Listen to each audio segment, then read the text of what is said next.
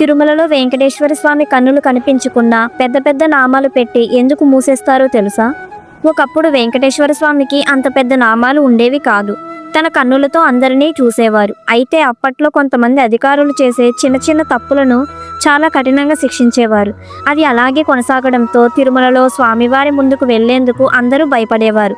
దానితో అక్కడ అర్చక బృందం స్వామివారి కళ్ళ ముందు జరిగే పాపాలను కఠినంగా శిక్షిస్తారని భావించి స్వామివారి ఆగ్రహాన్ని చల్లార్చడం కోసం నామంలో కొంచెం కర్పూరం కలిపి ఆ నామాన్ని కొంచెం వెడల్పుగా పెట్టి స్వామివారి కన్నులను మూసేశారు.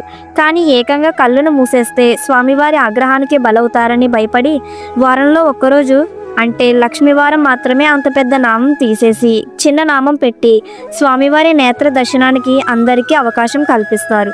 ఆ రోజు స్వామివారి ఆభరణాలు అలంకరణ తీసేసి స్వామివారి నిజరూప దర్శనం భాగ్యాన్ని భక్తులకు కల్పిస్తారు.